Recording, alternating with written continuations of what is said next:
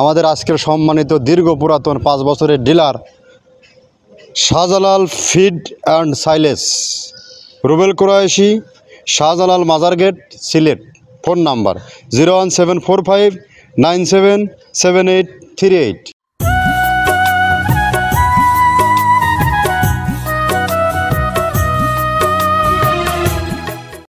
আসসালামু আলাইকুম। মৃত্তিকা এগ্রো ফিড থেকে সবাইকে শুভেচ্ছা স্বাগতম। আশা করি সবাই ভালো আছেন। আমিও আল্লাহর অশেষ রহমতে ভালো আছি। প্রতিদিনের নয় আজও আমরা হাজির হয়েছি কোনো এক ডিলার পরিচিতি নিয়ে।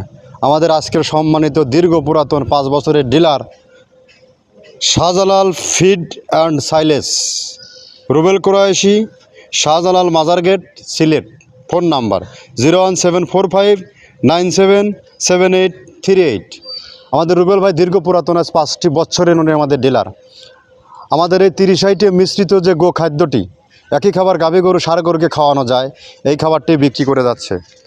তো দীর্ঘ 5 বছরের যে ব্যবসায়ের সাথে পথ চলা, আমাদের সাথে পথ চলা, এতেই প্রতীয়মান হয় যে আমাদের খাদ্যের গুণগত মান কতটা ভালো। যদি ভালো না হতো রুবেল ভাই আমাদের কাছ থেকে অনেক আগেই ছিটকে যেত এবং আমাদের এই শত শত হাজার হাজার বস্তা উৎপাদিত প্রোডাক্ট গরুর খাবারটা সিলেট এরিয়ায় এত ব্যাপক পরিচিতি পাইতো না।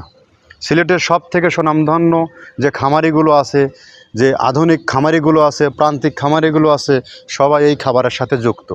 বাট সিলেটের দূরত্ব ভেদে, যেহেতু জোনটা অনেক বড়, দূরত্ব ভেদে অনেকেই হয়তো প্রোডাক্ট নিতে চান বা নিতে পারেন না।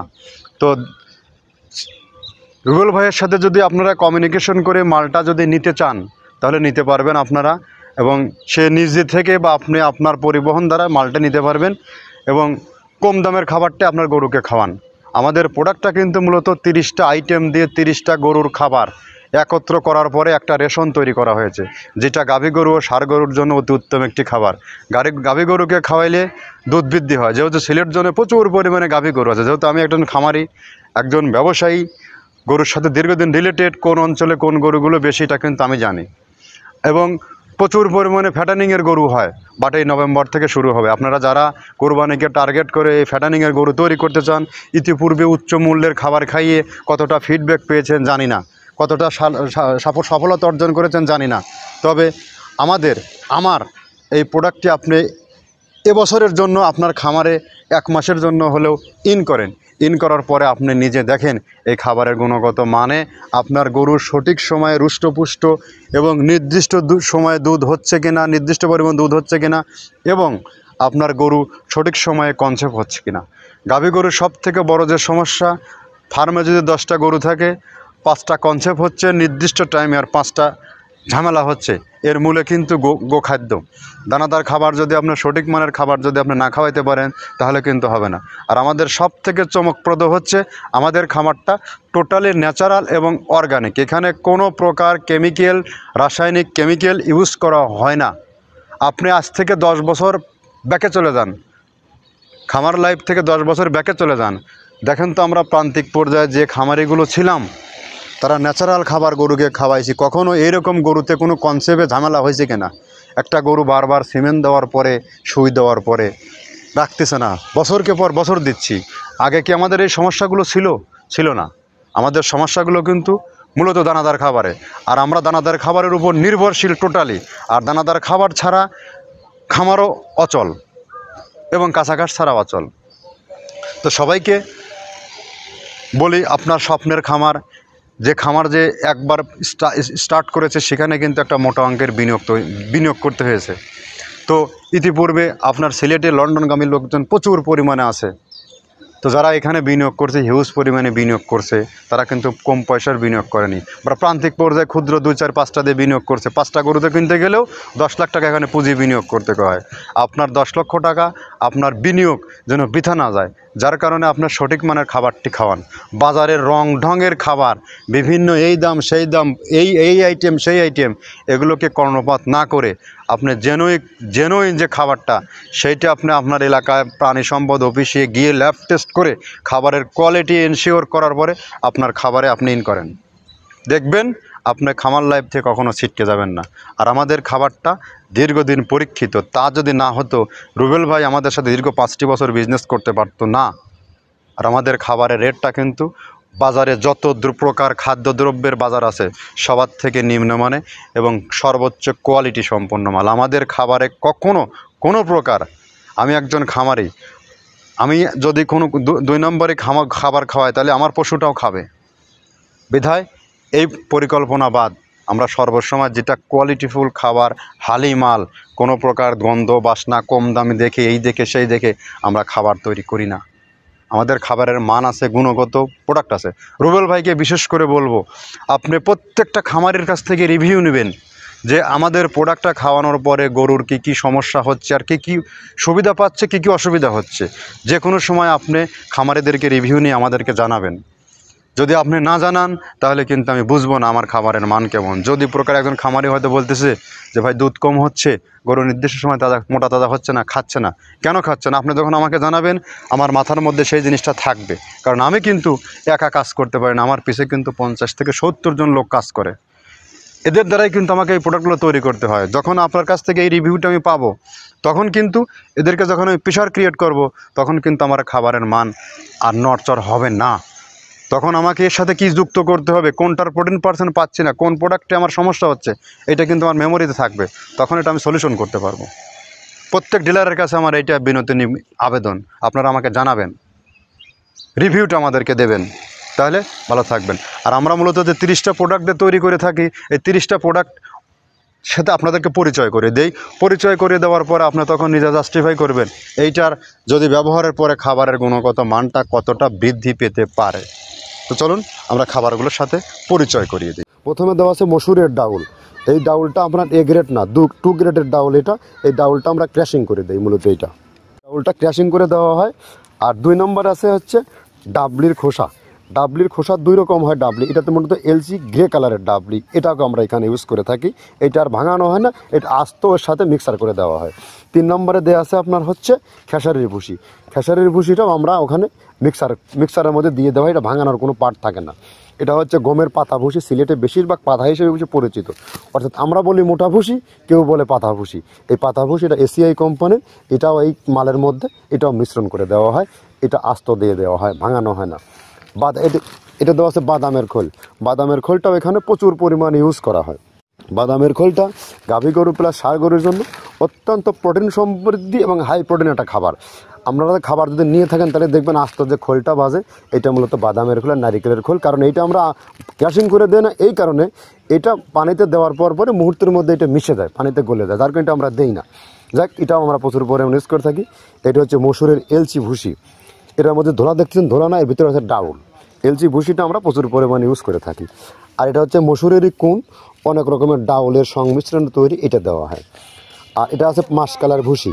মাসকালার ভুসিটা গাভী গরুর জন্য অত্যন্ত ভালো এবং দুধের জন্য বেস্ট। এটা মাসকালার ভুসিটা প্রচুর পরিমাণে দেওয়া হয়, এটা ভাজা এবং কাঁচা দুইটা হয়। এইটা হচ্ছে ধানের কোড়া। ধানের কোড়ানোর গ্রেড অনেক আছে, এটা ভালো যে গ্রেড সেইটা আমরা এটা ইউজ করে থাকি। এটা দেওয়া হচ্ছে ডাউলের বেসন। ডাউলকে ক্র্যাশিং করে ময়দা করা হয়, যেটা দিয়ে চানাচুর তৈরি হয়, স্ট্রিট ফুড তৈরি হয়, এটাও আমরা প্রচুর পরিমাণে ইউজ করে থাকি। আর এটা আছে আপনার স্যালবো। এটা ভুট্টার একটা ডাস্ট। ভুট্টার যে ডেজার্ট আইটেম তৈরি হয়, ডেজার্ট আইটেমের তৈরির সময় এই ডাস্টটা এখান থেকে বের হয়, সেইটা আমরা ব্যবহার করে থাকি।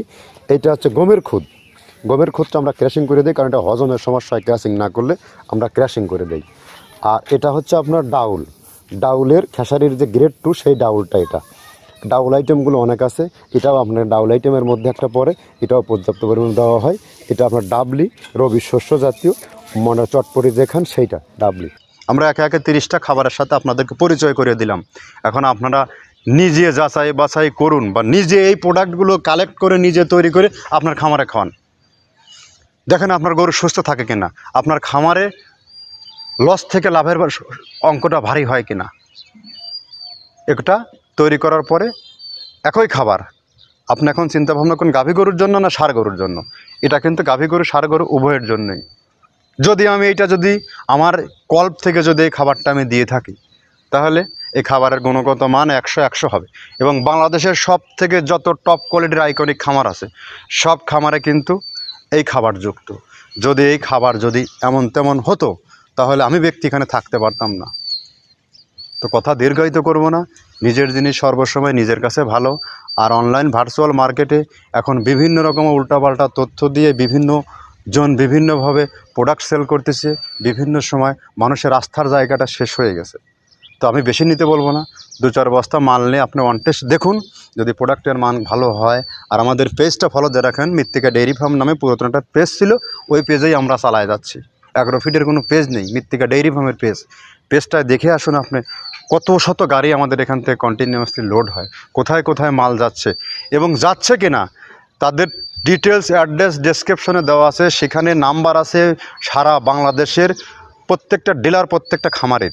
তাদের সাথে কমিউনিকেশন করুন যে ভাই আমাকের মাল নিচ্ছেন, এই মালের গুণগত মান কেমন।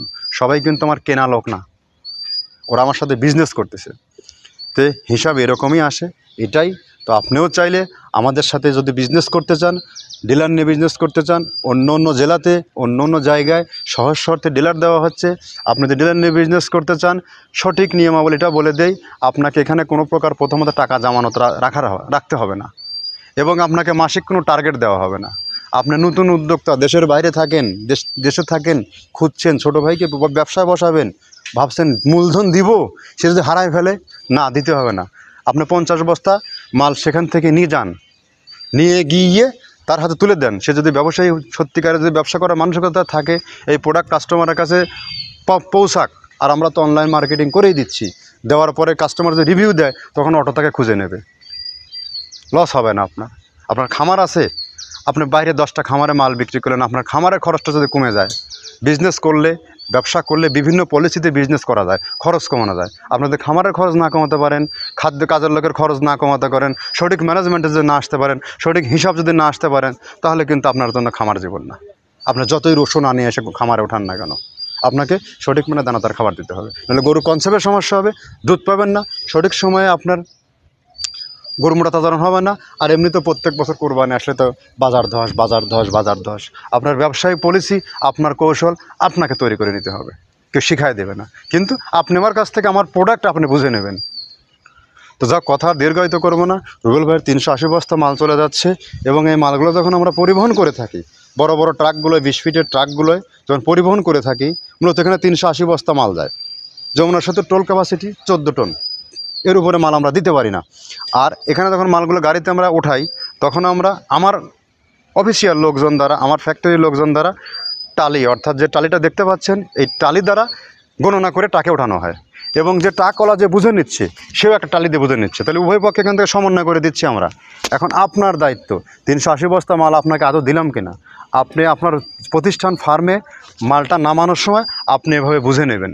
আর এখান থেকে সর্বপ্রকার যত প্রকার মাল, যেহেতু রেইনি সিজন, মাল যেন কোনো প্রকার নষ্ট না হয়, যত দায়িত্ব আছে সমস্ত দায়িত্ব আমরা পালন করে থাকব। আপনি শুধু মালটা বুঝে নেবেন। ধন্যবাদ, সবাই ভালো থাকবেন।